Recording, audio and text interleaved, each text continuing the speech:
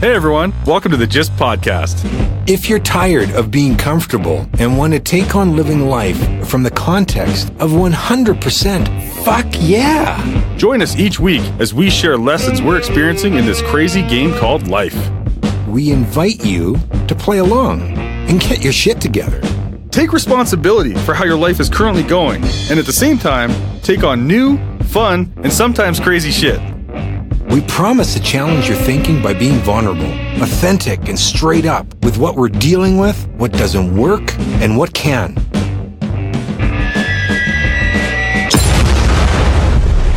Be warned, this is not your grandma's podcast. All right, good morning, beautiful people. Welcome to episode 45 of The Gist Life. We were away for a little bit, but we're back. 46. Fuck. I even wrote it in the notes here. Like I'm setting up all the files. I'm like, episode 46. Yeah, cool. And then my intro says episode 45, and there you go. And it's all good. I could have just keep track. 46. That's impressive. It is impressive. We've been having fun. Well, I'm going to say it. So we're episode 46 of The Gist Life. I've been out of commission for 2 weeks, so we haven't been able to do any recording whatsoever. Right. And I fucking love my Saturdays when I'm looking forward to this, when I know this is happening. It's been a missing. It's interesting, right? Yeah. I'm excited to be here. It feels like forever. Yeah. And we have a special guest. He is a fellow dreamer, idealist, and trailblazer. In a past life, Mike was a sales guy for big telecom. During his adventure as a recruiter, he interviewed over 10,000 people. His big discovery: people become bored when they lack passion or a reason to get excited about something bigger than themselves. Mike's a guy who's known to double down when faced with the tough challenge, only to jump right back in, swinging at self-doubt, boredom, and uncertainty after a hard battle. Mike's a champion for those new to our country and is always found lifting up others around him. His active scratching of the creative itch has had Mike all over the world backpacking with his family, and he's now effectively managed to put summer in a bottle with his must-try vodka line, Summer Love. Please welcome Mike Stanfield, a good friend of ours and the founder of Star Distillery. Well, good morning, guys. Wow, that's quite an intro. Okay. I heard you were getting stuff from my wife behind the scenes, so now I know where some of this is coming from. It's something that we're playing with. Way back when, people were formally introduced by all the things that they've achieved up until that point of time, right? Yeah. It was nobody does that anymore. It's hey, so what do you do? Like, it's so lacking. There's no context for the background or where it's coming from. Interviewed 10,000 people. I'm fascinated by that. Interviewed 10,000 people. I would love you to interview me. The recruiting business is an amazing business. You get insight into people that is almost counselor level. Like, people really open up and they're talking about, their life, and work can be part of your life where you get a little bit of disconnect when you talk about like the what do you do question. What if it's not who you are? Then you get a guarantee you get about a 10-second pause, because they're not sure what to say in a lot of those circumstances, because if they don't align, they're not really happy about what you do. Right. You don't want that to represent what you do. Yeah, and to your point, I'm not actually excited about what I do, and I don't want to talk about it. And now I got to feel like I got to show up like I care about what I do. I'm really interested to hear from you, because I was listening to a podcast the other day, and they were talking about some percentage of people who don't actually enjoy their job, and that humans in today's world, like, we live in a really weird time, even compared to like 100 years ago. And this guy was theorizing that humans are not actually meant to work all these jobs. That's what he was talking about, a guy who wrote this book called Bullshit Jobs. And he was talking about how a lot of jobs in our economy are actually made up. They're not even useful. They're not even a job that really moves things forward. And there's a lot of people doing these jobs, and they kind of like hate it. And so and that apparently is like a really bad thing for humans, to go and do 8 hours every day for something out of obligation as opposed to passion. And that was kind of in your intro. So I'm curious to know from you, like, when you're interviewing people, was there a lot of people like faking it? Was there a lot of people that were actually excited about the job? Like, what's your experience in that employment world and dealing with people? Good questions, and big topic, by the way. Like that's not a, it's not a simple 3-sentence answer to that one. But how do I even jump at that one? I could tell you first off, it's a very high percentage of people that aren't in love with what they do every day. Right. That doesn't mean they hate it every day. Sure. I think they're tolerating. I think they go on a range. There's good days and bad days. Good days, bad days. Parts of what they like, parts of what they hate. But I think the main thing that this is my point of view after this experience. But first off, to go do any job from 8 till 5 and then think about it the rest of the day. If you work for a big corporation, you probably have a fairly narrow mandate. You're going to sell, or you're working in the accounting department or the legal department, or whatever it is. It's a pretty narrow definition. Yeah. And I find with okay, so that's it. So that's one. So narrow definition. Sure. And long narrow definition. Like, so how long? I've been doing this for 12 years. Right. So that's a pretty narrow definition. Yeah. And you can build incredible expertise within that silo. Right. But I find there's a hunger that goes beyond that, and it kind of relates to two things. One is diversity of things to do. At any given weekend, you might have to deal with your car, your house, your kids, go off, play a hockey game, football game, whatever it is. You get a variety of things, but work ends up being a little bit focused.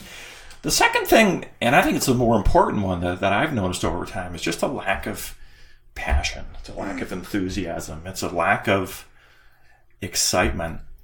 And I'm gonna call out Canada a little bit here. I've never worked professionally elsewhere, but we produce a lot of goods, commodities, and I heard it a different way. That's with a lot of goods. Like they ain't that good. Getting my southern drawl on. Okay. Anyways, I get asked a lot. I don't know. You and I come from the other end of the country. I don't know if you get this from time to time. I get are you from Texas or Louisiana? Every once in a while. I get that. Sometimes when I tell people I'm from, I'll say we're from the Maritimes. They go, "Where's your accent?" And I go what are you talking Where's about? I get that too, but Where's then yours? they'll say, but then other times you're like, every once in a while, where are you from? The South? The South? No, I'm from the Far East. It's no, but it's fun to pretend that I am. I digress. Anyway, a lot of our companies, frankly, do boring things, and so then. Okay, I think in tangents a little bit, but hey man, okay. Listen. So the first thing, one of the things about the recruiting business are really cool. So you go out and you meet with company ABC, and they want you to find somebody to work for somewhere in their organization. And I'm talking professional, white collar recruitment, people that well educated, earn lots of money, very sophisticated roles, that type of thing. And you'll go out and meet with the CEO, the president, the VP of whatever. And you sit down and it's a sales call effectively, so you have an open kind of question. So, well, tell me about work. What is this company all about? What are you doing? Why do people really want to come work here? Mm-hmm. And they have no answer. Right? Yeah. They have no answer. Well, we're a great company. We're customer service oriented, and their eyes go over to the mission statement on the wall, and we are all about the people. We care about our people. And we care about the community. And they reel off the BS on the wall. But, you ask, well, why do people... Well, we pay a lot. We pay well. And vacation we have a time. Great benefits program. Benefits program. And it's got nothing to do with their very reason for existence. It's not it's not whatever they do, whatever they're producing. It's the options that they have to get away from that place. Yeah, it's sort of we have a lot of vacation time, and if you get sick, you can take some time off. And it's very pragmatic. It's totally. It's very pragmatic because we're producing something. We make lots of money from it, and we pay people well. Yeah, and that kills people. I don't think anybody talks about Steve Jobs that way, or you think of any of the exciting companies that are out there, any of the digital companies that have emerged in the last 20 years, well, even Mike, if you look at yourself or you look at most entrepreneurs, they don't go, I really hate vodka, but I'm pretty sure I can make a shitload of money, so I'm going to quit my job and go do that. Like, entrepreneurs have, generally speaking, in my experience, they have some kind of spirit, some kind of passion behind what they're doing. They don't just go, I heard you can make a lot of money in whatever marketing. I agree. Or, generally speaking, right? And I would say it's bigger than what you do. I think of a guy like who provides a lot of leadership in Calgary, somebody like Jim Button at Village Brewery. Yeah. And Jim is all about community. Like community comes before the beer. Like he has created a beer, but his mission is to build community, to build village, right? And he's been doing a really good job of it. It's incredible stuff. Beer happens to be the thing around it that kind of lubricates fun and creates good times out at events or out with your buddies or out at the circle or any of these other things that he's created. But it's bigger than that. And I found that, so to come sort of back to the recruiting piece, I found a lot of companies, for whatever reason, they've just become pragmatic. They don't have the vision, the excitement, the passion, the whatever they're in it for that's bigger than what they do is not there. And that sucks the souls out of people.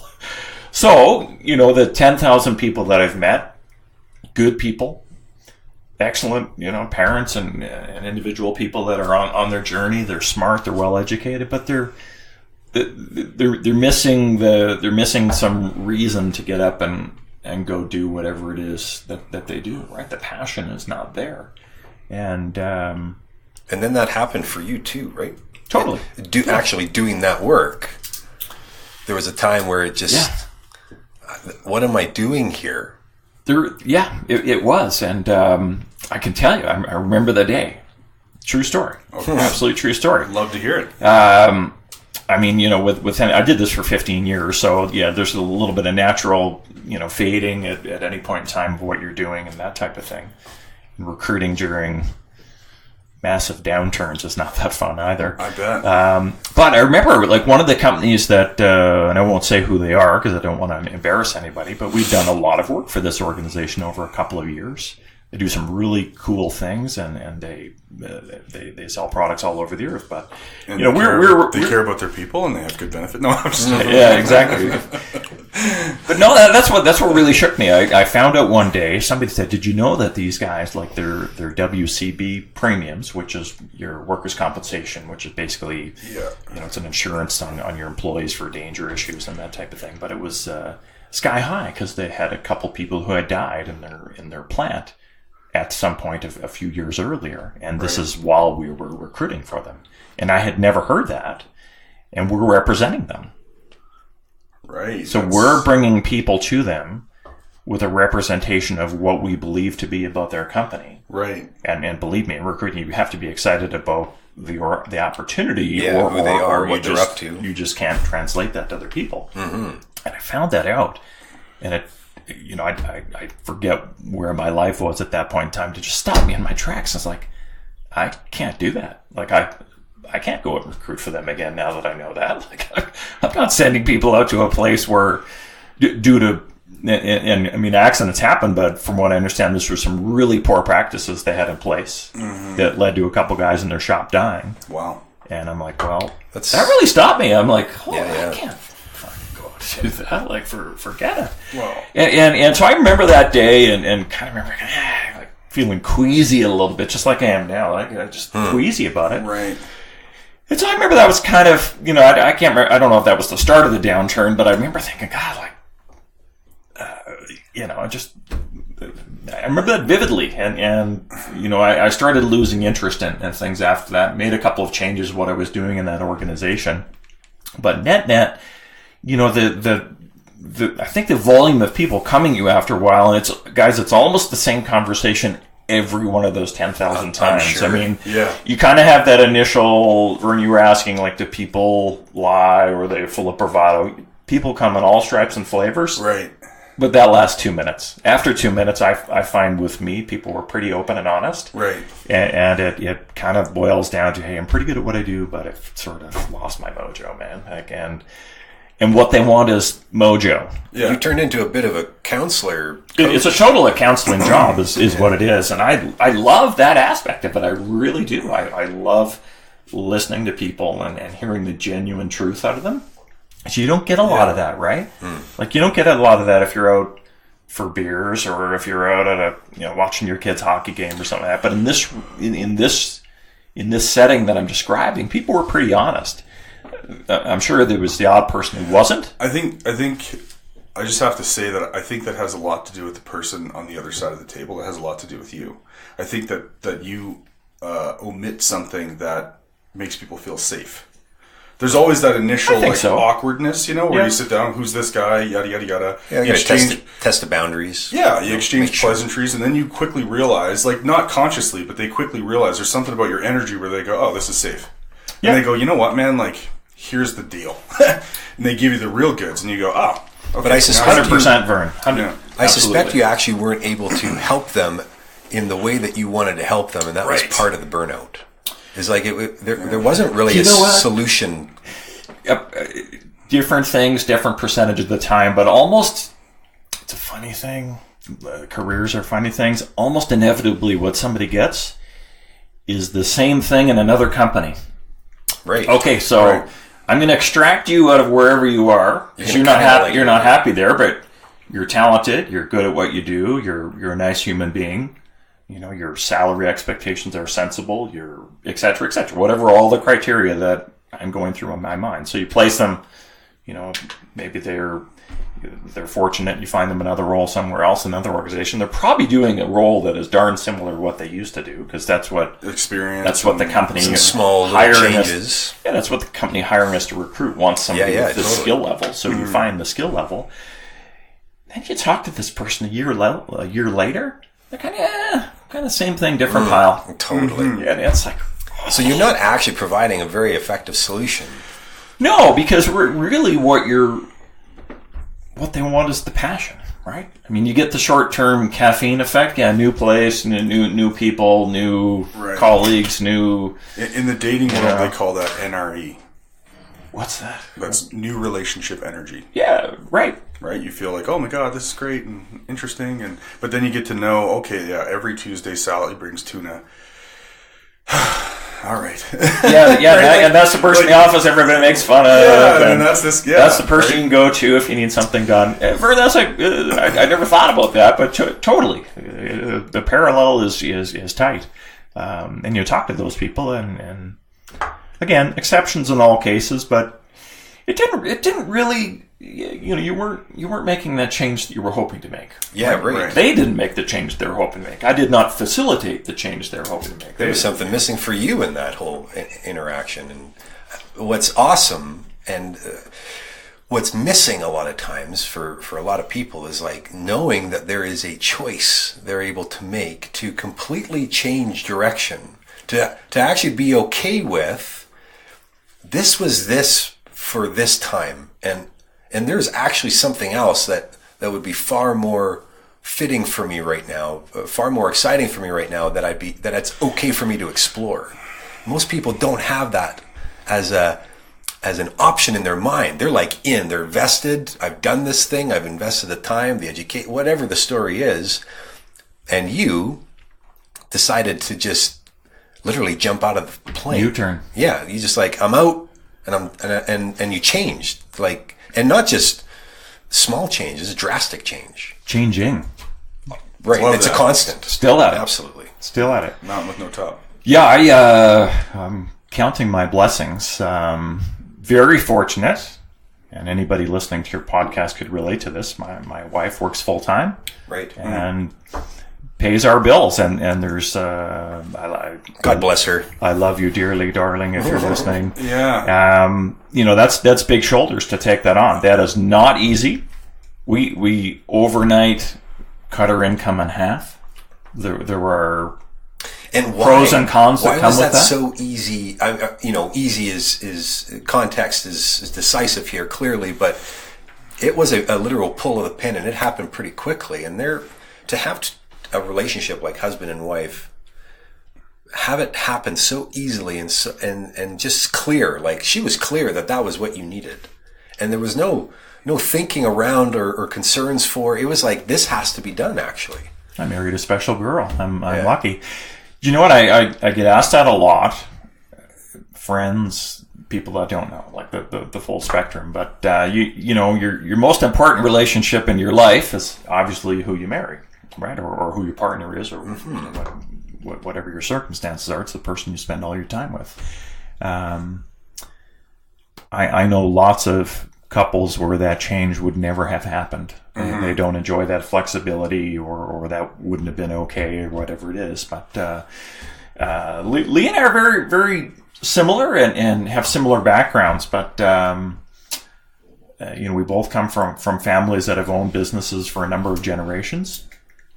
And this was like, it was a snap of the fingers. Yeah. Right? It's magic, no? No hesitation from either of us. Actually, I dawdled, to be fair. I dawdled about this for a long time.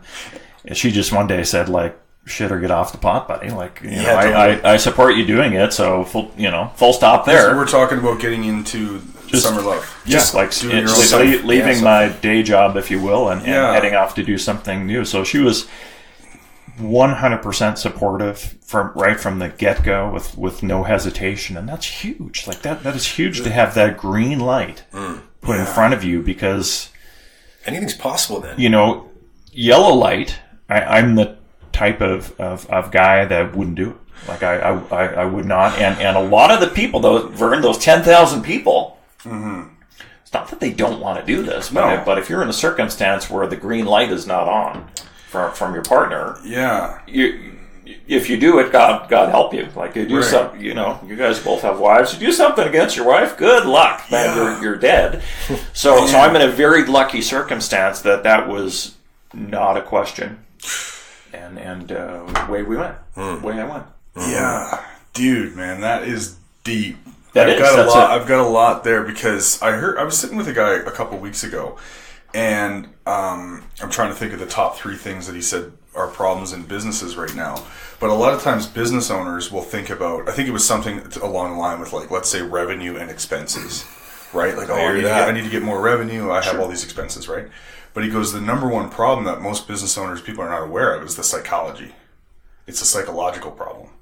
And so if you think about it for a second, I mean, there's a lot of people out there right now living the 9-to-5 job, or they're in a trade, or they're sitting in front of a recruiter or whatever, and they're going to work every day out of obligation or whatever. I don't want to make waves. I'm too afraid to do that thing, or my wife would never let me do it.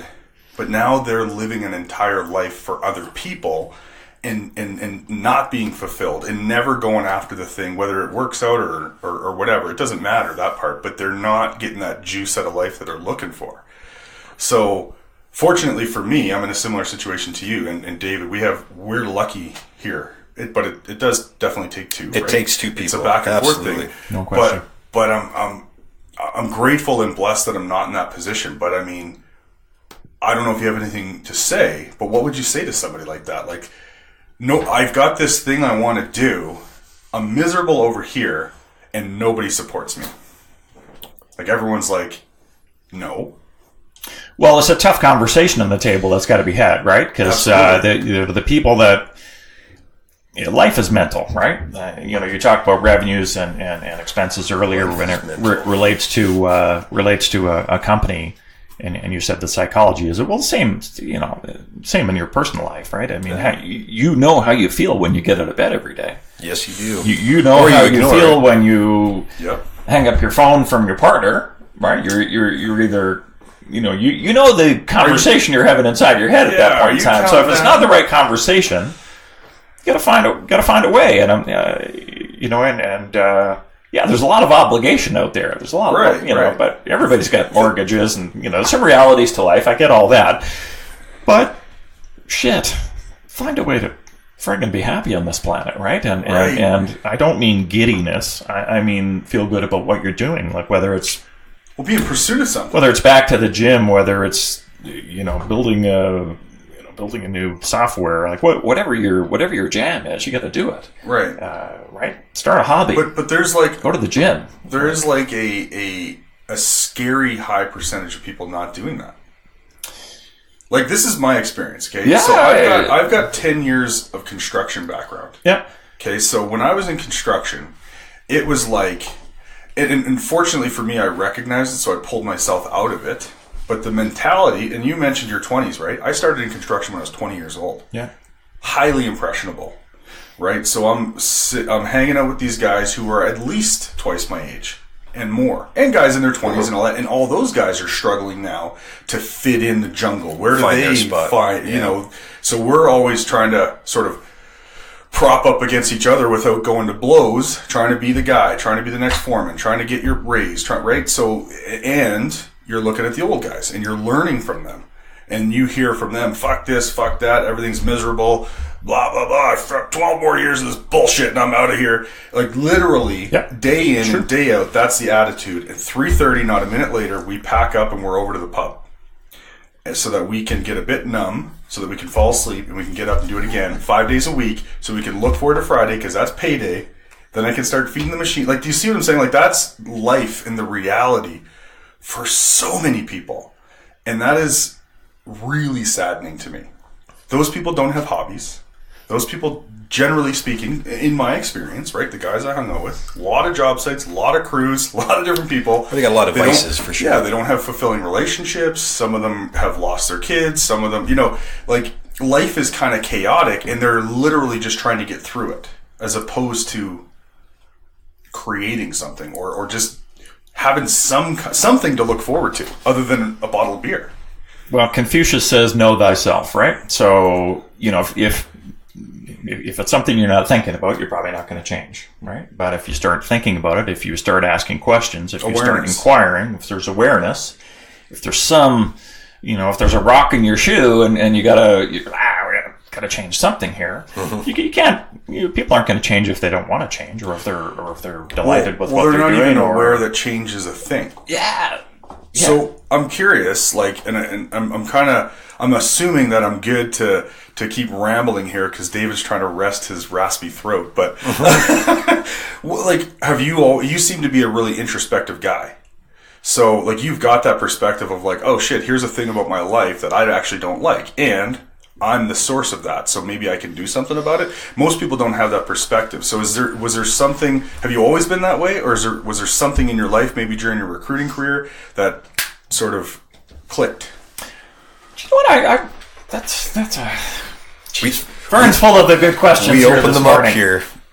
So do you know what? I would say that I have always had I'm very internal visual.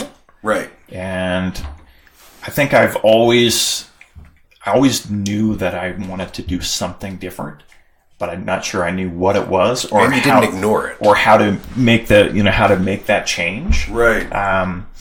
Making money is easy. Like, you just go out and you're kind of in that track and you keep going, and much as you described your construction days, there's kind of a path that you follow, right? Like, whatever path you fall into, the marble rolls forward, you mature, you grow skills, you get better at whatever you do, and you kind of, there's different channels, whether it's construction or recruiting or teaching or whatever, you follow them. Mm-hmm. And I think in your 20s, you don't think a whole lot about that stuff, right? Like, it's always just exciting to have some money in your pocket and be able to afford a car or go on a vacation or buy a big screen TV, whatever it might be. Right. And so I don't think I was different than anybody else, but I always had kind of this itch that, like, this creativity in me that wanted to do more. And it just took a long time to find the right courage and channel to go for, I guess. I mean, I started, I quit my job. So I used to have this thing internally in my mind, and my wife is the only other person that would know about this, but I secretly referred to it as Project 44. And Project awesome. 44 was, by the time I'm 44 years old, I have to be onto that new thing. And why the 44 or whatever, there was no real reason for that. I guess it's a good number. I guess I just arbitrarily... My football number in high school was 44. Maybe that was it, but there you go. I don't know where arbitrarily that date, but July 1st, 2014, I was 44. I said, F sharp, I'm done, and that was the day. Wow. And that was it's because the 44. It wasn't because I had a new idea. I didn't. Star Distilling was not in existence. That was you know what's interesting? There's context for everything, right? Somebody says, you know what this could mean? This is what I think it means. Sure. So the meaning of number 44 in numerology is interesting. So it's business related, And it's related to building something to benefit many generations. Wow. That's so incredible. sit with that for a little bit, because your Project 44 could very well have been because that's what you were looking for, or what was missing, as a matter of fact. Mythology is interesting. I think 4 in Chinese is very bad. I think 8, like double 8 in Asian culture, is very good. I think 4 are bad. I'm not sure. I'll go with your definition. But it's double 4, right? Double 4. So when there's multiples, there's always something else. Right. And what else is kind of interesting about that, Mike, is that when you first came in, you and I were talking about the age stats from 50 years ago or whatever in comparison to now. 44, based on today's stats, it's a little bit more, but it's almost the statistical halfway point of a man's life, right? Which is kind of interesting. Yeah, there was a convergence there. That was, you couldn't deny it, man. It was coming for you. What also is interesting it's coming about for me. And it's coming for you. It's coming for you. I feel some Scientology coming on. Yeah, put your hands on these metal rods. Time waits for no man. David, I'm looking at you here because I'm thinking about commitment. And I know you as a really committed person when you put your mind to something. So what I hear from Mike here kind of blows me away. Like, I don't know when you created that date, but the fact that you were like, okay, here it is, July 1st, we're done. Like, that is like really committed. So that takes something for you to go, oh shit, tomorrow's July 1st. You have to be, at your core, you need to love adventure and the unknown. And the willingness to embrace the uncertainty of, like, taking the next step into the darkness. Well, let's come back a couple minutes. You need 2 people to be that. Right. One of them ain't going to cut it, right? Right. You need 2 people to be like that, and I'm very blessed. Again, that it's so true. My wife is more comfortable with the uncertainty. If you're married, you mean? Yes. Yeah. Yes. Sorry. Yeah. And in my circumstance. No, I thought you were talking back to philosophical. Like, no. I thought you were talking about, the man in the mirror kind of conversation. Well, yeah. No, it's kind of that too. I don't think that. I really think that anybody who chooses to go against the grain of their relationship is probably signaling the end of that relationship in some ways, or some trust that's going to be eroded, or some tough times ahead. But in my particular case, Lee and I were both green light on this, and that made a big difference, because if she wasn't, quite frankly, I'd still be recruiting. I'd be grumpy. I'd come home at the end of the day and be tired out. And I probably wouldn't sleep well at night, and I'd be grousing and bitching about everything else in the world, and not realizing that that's in my head. I would love to hear your wife's perspective, just in the sense that, like, she my guess, the story I'm creating is, she was like, you know what, I love this person, I care about this person, and I would way rather not have a pot to piss in with my wife. I would rather and be in love with her and have a fulfilling relationship, and, like, she's my person, right? But we took this adventure, and it was like an experience, and it was fun, and we pursued something, and maybe it didn't work out, but that's a hell of a lot better than me lugging a bucket of tools around for the next 30 years and hating my life. And that's the ripple effect that happens inside the relationship. Right, and that's the price that she was willing to pay. When I switched businesses, she was like, well, okay, this might not work out, and who knows what's going to happen and whatever, but I know that you're miserable right now, and I love you, and I don't want to see you bring this home every day. Mm-hmm. So that's totally it, right? That's, right? That's it. We're in lockstep. I think all 3 of us are in lockstep on that, and I was grousing from the time I got up in the morning. I'd be bitching about stuff through the day. Those short conversations. I'd be, shit, okay, whatever, that kind of thing. Yeah. I've got 2 little girls. They're a little older now, but they were, when I was 44, could do some math here, Dave. I thought you were a numbers guy. You said 49, right? That was 5 years. 49 today, but they must have been 4 and 8 at the time, or something like that. So let me just clarify something. I'm not a numbers guy. Okay. I just happen to have a computer. They're 10 and 13 today, so then they would have been 4 and 8, 4 and 7. And I was totally open. I was grumpy at the end of the day. I'd come home and I was crap to be around, and wow, and that's no fun. Right? That's not the purpose of life. The purpose of life is not to build up a bank account or pay off your mortgage or, this magical retirement thing that's out at the end of the road or whatever it was. Not that those things aren't important. Those things are. No, I don't believe in retirement. Well, I think it's bullshit. Let's not go down that. We're not going to go down that road. But all I mean is that the purpose is not to just plow along in misery for 20 years to get somewhere. Get somewhere where you might not even get there.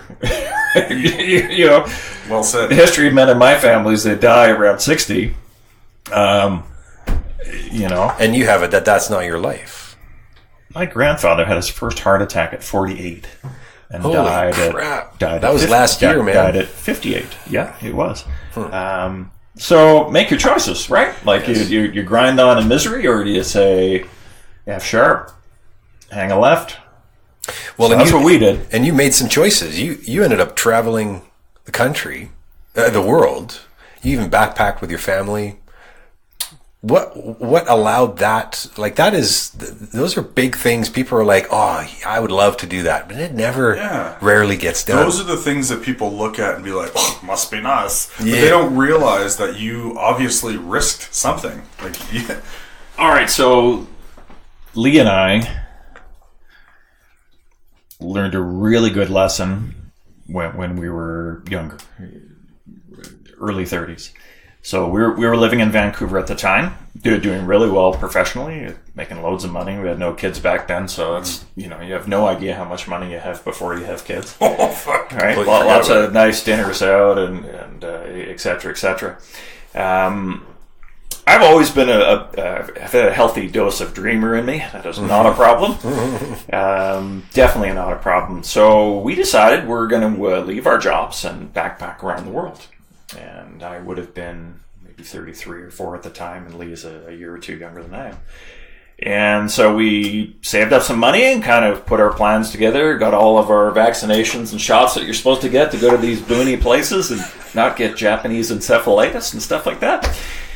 And we kind of plotted out. We said, okay, let's leave a year, like from whatever we decided. We said, okay, let's leave a year from today. Let's get our shit together, save some money, find a place to store couches and chairs and suits and get rid of our cell phone plan. And those were easy plans back then. And sold our cars and all that kind of stuff. Wow. Okay. Wow. We bought a round the world ticket on Air Canada, and it was about $1,300. What? Which sounds pretty cheap right today. So it's 5 stops. You had to go either east or west. Maximum you could fly was like 57,000 miles. And you plot out, you basically put those 5 dots on the map, and you say, okay, that's what we're going to do. And that's all we did. And you have a certain amount of time you can stay in each place based on the ticket, or how does that work? You kind of book all 5 segments, right? But they within they're airlines, so they're impossible to work with. But to some degree, there's some flexibility in there. But we pretty much stuck to the plan, and so I think we flew from Vancouver to Shanghai, and then Bangkok, Johannesburg, London. Maybe we only did 4. Oh, in Ireland. That was a pretty short one. But, so anyway, we backpacked for a year, right? So off we went. It was incredible. Absolutely incredible. Like if anybody's listening to this, like just go do it. Like a best experience of my life. Just go do it. If I could do it twice, I'd go do it again. We will do it again. We talk about it all the time. But to your point, everybody would say, "Oh, you're so lucky." You're going off to do this. You're so lucky. I wish I could do that. And like, well, what's stopping you? Just like go do it. And it's back to the psychology. They wouldn't do it, or they. Well, there's just thinking about what it took for you to do all of that to completely uproot yourself. We are creatures of habit, and we like our comfort zones and our familiar places. So to completely uproot that, cars, couches, suits, like everything's gone, people are like, I'm out. Like they don't even give it a chance. how I watch Survivor or whatever. I'm not doing that. Yeah, well, I never grilled anybody on it, but the fact is that almost everybody we knew said, wow, you're so lucky. I would like to do that. And we would never say anything to them, but privately we'd be like, well, what's stopping them? If they wanted to do it, they could go do it. Yeah. And, granted, everybody's circumstances are a little bit different. If you're already into kids and family, that's a little different. It's a bit more of a challenge. Yeah. But for the most part, the people we were around were kind of in the same life space and details that we could have, and they could have, but they didn't. I think what's key for me out of all this, like listening to that part of it is, we're creatures of habit, and you don't know what's going to happen if you buy that ticket and all that shit. And there's cognitive dissonance there. People are like, oh my God, that's so weird. What happens when I get back? There's all these considerations that start showing up. And even though all of that is true, you can still consciously choose to go against the grain and sell all your shit and go on a trip. Best thing ever. Best thing ever. It was incredible. So cool. Oh, absolutely incredible. Go do it. So, you often hear with elder people or whatever, like, life's regrets. Those kind the of bucket things, list right? they wish they did. Or they talk about later in life, I wish I had taken more risks, wish I had done this, wish I had done that. Well, we don't work that way. So we're... you actually do the things that you we have done a few things like that, yeah. And, so cool. And we don't have a whole lot of fear of being able to land on our feet and go. But the thing is like, some things could have happened, and if we're definitely going to have you back, because I want to, before we go, there's no way I can't, you have to get into Summer Love a bit. We'll talk about that. Yeah, we got to talk about that whole thing. I'm sure, because you talked about, obviously, there's a big shift in one income and all that kind of stuff. But on a future podcast, I'd love to hear some of the roadblocks or maybe some of the horror stories in your travels. Maybe you don't have any, but people are going to run into that stuff, and that's probably one of the fears that holds them back. I would wager that there were some things that you had to deal with in this new adventure that you're like, what the fuck? We got to deal with this thing now? It's like no big deal. This is not what I asked for. Oh yeah, of course. I mean, it's. I think the same would be true of any business, though there are specific ones to they're very similar between the distilling and the brewing types of guys, and there's almost everybody's got the similar horror stories to mine. In fact, lots of them are worse. But there's dealing with the unknown. You guys are both entrepreneurs. That's really, at the end of the day, what that is dealing with unknown things that come up, and you've got to sort them out. But it gives you, problem-solving muscles, right? That all of a sudden you're not in fear of new shit coming at you, because you'll work it out. You'll find a way around it. There's rarely a problem that's the first time it's happened ever. Like, that doesn't happen, right? Yeah. So you took on something that you had a curiosity for, had no idea about really, and said, well, fuck it. I'm pretty sure I could do this.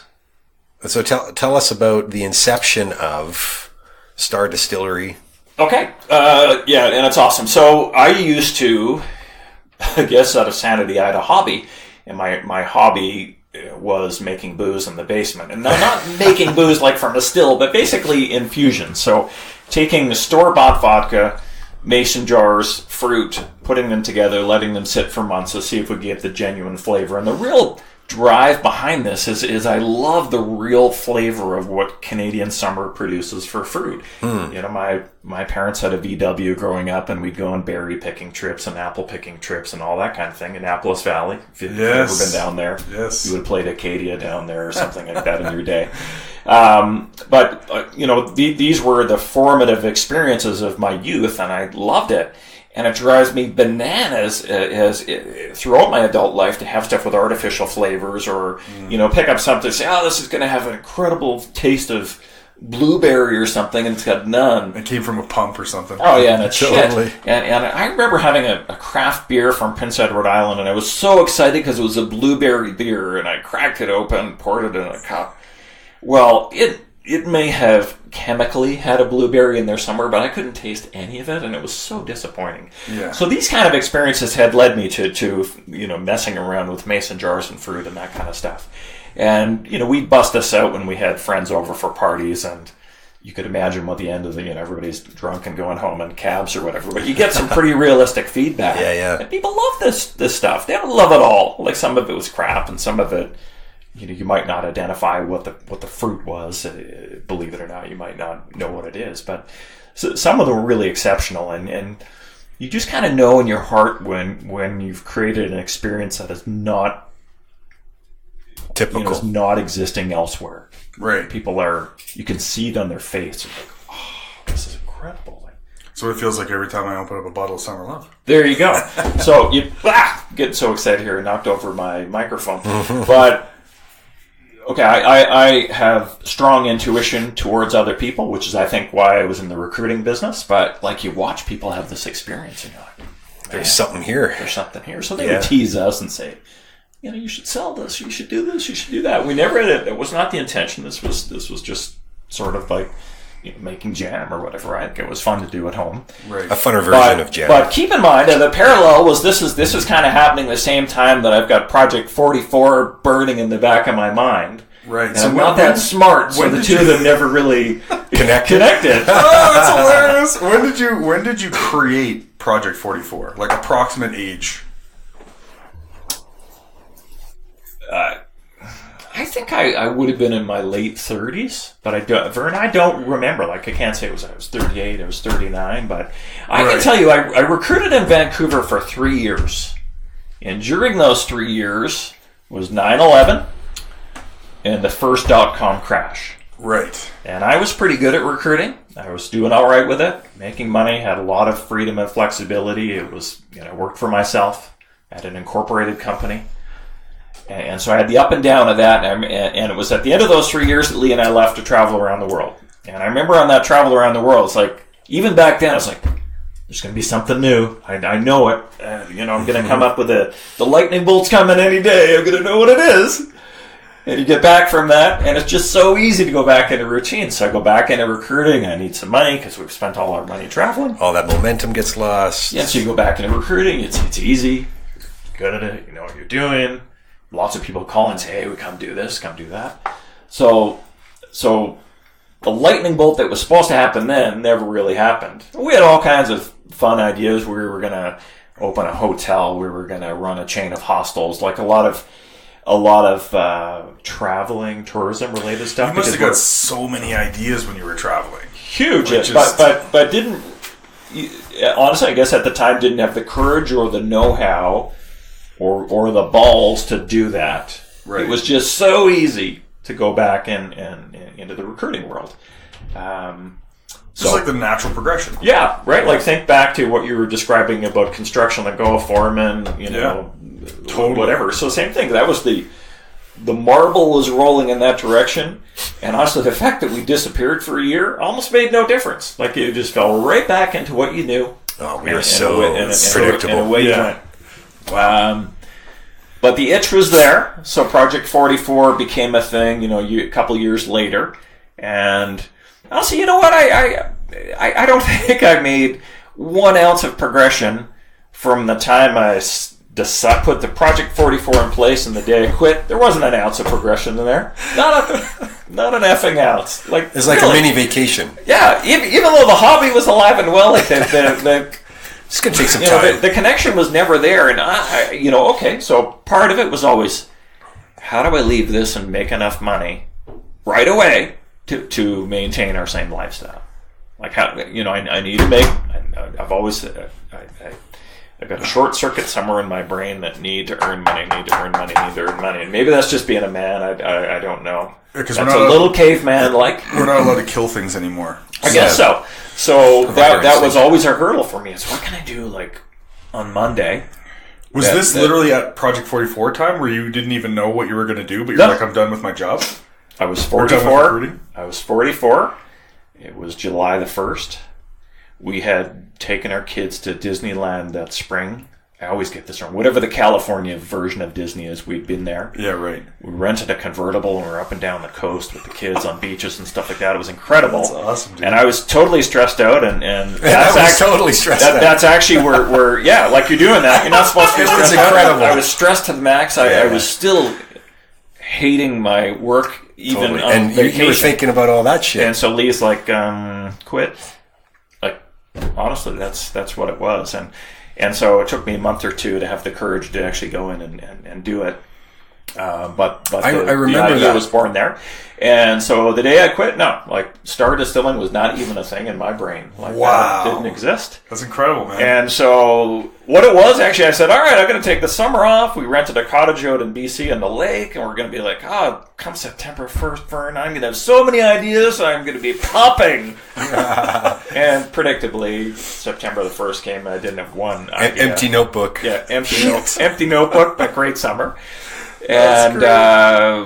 And there kind of began a lot of noodling on what this is going to look like. And we met relatively like within that time frame, no? Yes, in the next couple of months, you and I met on our common Vancouver connections. Yes. No and way. Cool. I went to... So it came together relatively quickly. After that, I ended up going down to a Distilling 101 course in Seattle for a couple of weeks that fall. Oh, okay. Which was sort of like a dangerous... Basically, it's like your University 101 course. It's just like, well, you're just dangerously informed. You really don't have a clue what you're thinking at the time. Dangerously informed enough to decide if you're going to go... You're like a green belt. You kind of, right? Yeah, that's right. So you're allowed, you've paid your dues, you go in the front door, but you really don't have a clue. That's right. But that's kind of where the idea germinated and went from there.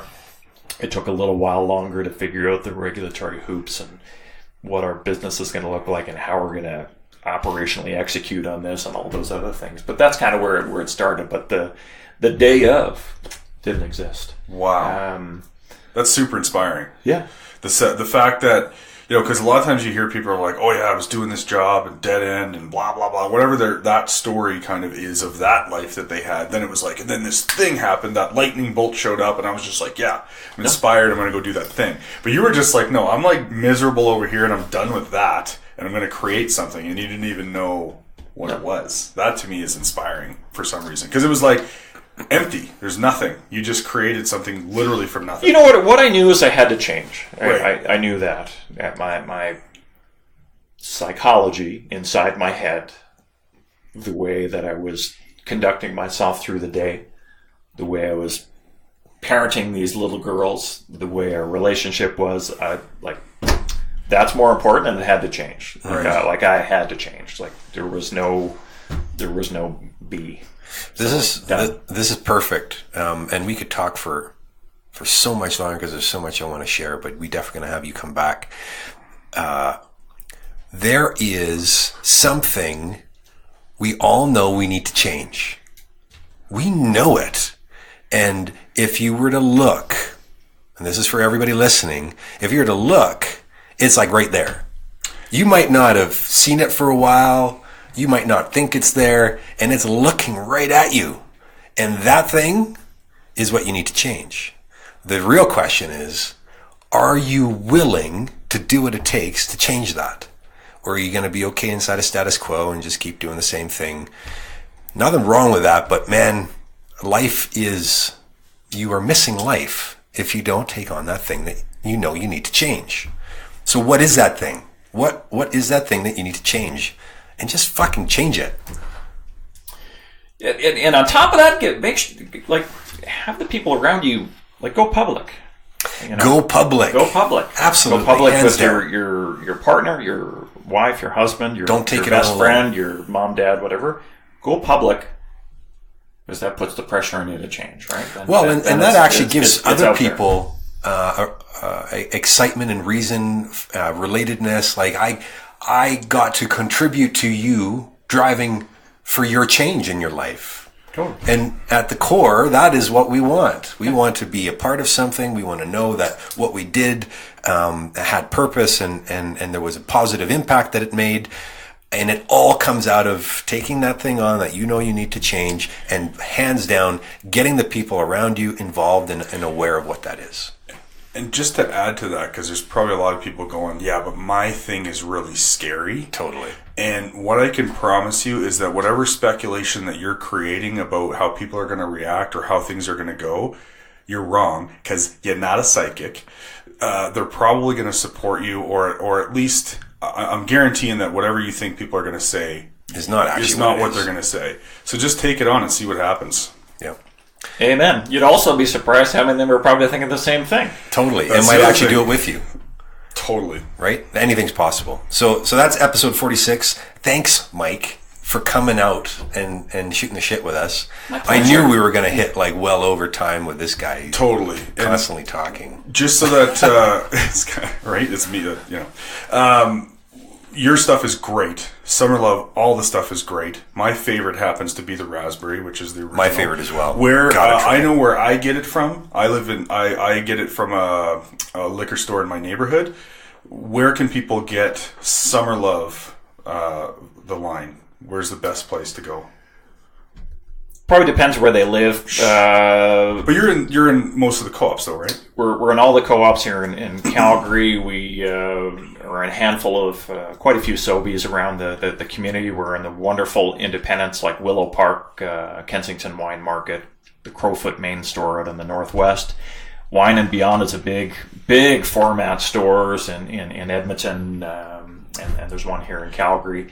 If you go to the liquorconnect.com site, enter in your postal code, you usually find out what's closest. Nice. Or call me. Or call Mike. Okay, and where can they find you on that? We'll post it as well, but for those listening, what's the website?